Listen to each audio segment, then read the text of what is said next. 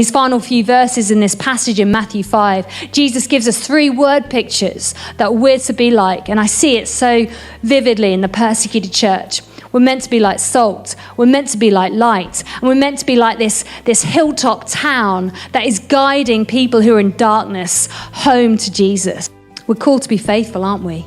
Wherever we are in the world, we're called to be faithful. And it might cost us to be salty. It might cost us to be that glimmering light for Jesus in our context, in the places and spaces where Jesus puts us in. It might cost us to be that visible hilltop town. Really helpfully, a Christian from Egypt once said this. He said, we're all in the same fight. For me, in Egypt, in the persecuted church, mine is more brutal.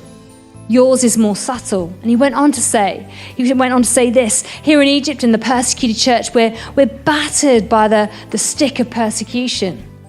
You in the West, you're facing the carrot of comfort. It's dangling before you. It's true, isn't it? Persecution makes things really black and white. You're either all in or you're not.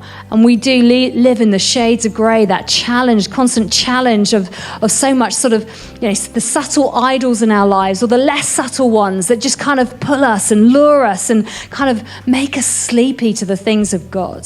This is why we need the persecuted church. They're this antidote really to us. They kind of show us what it's like to kick back against all of the cultural values that we're fighting against, to swim against the tide because they swim against the torrent.